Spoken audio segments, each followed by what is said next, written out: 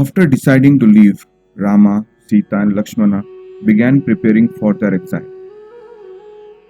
The first step was to give away all their possessions.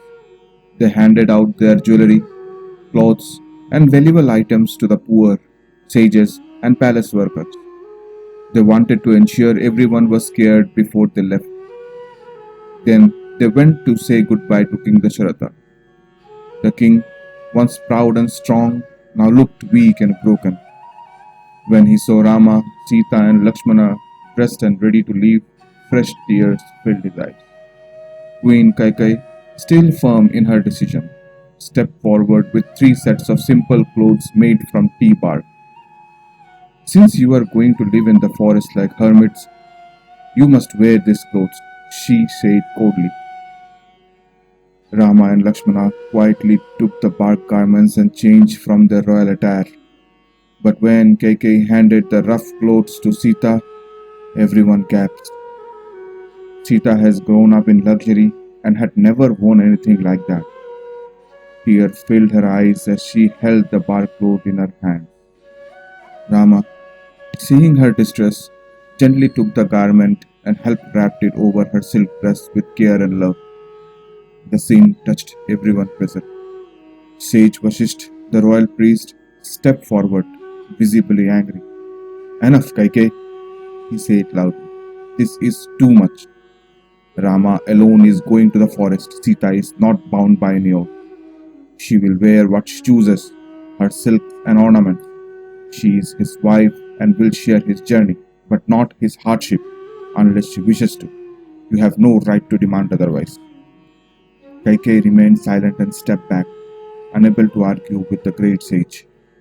King Dasharatha, seeing his children dressed for exile, finally spoke through his pain. "Sumantra," he called out weakly, "bring the royal chariot. My children must not walk to the forest. Take them as far as the border of the kingdom.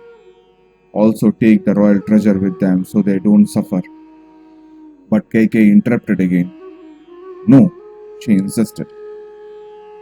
"You promised Bharata an empty kingdom. Rama must go with nothing, just like an ascetic. This was the condition."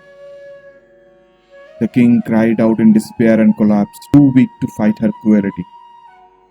Meanwhile, the people of Ayodhya had heard the news. A huge crowd gathered outside the palace, weeping and pleading. "Please don't go, Rama," they cried. "Ayodhya cannot survive without you. If you leave, we will leave too. This city will become a forest without its prince." Sumantra brought the chariot. Rama gently helped Sita onto it, followed by Lakshmana. He then folded his hand in respect to his weeping mothers and grieving father, and climbed onto the chariot. As the chariot moved forward, the sound of crying filled the air.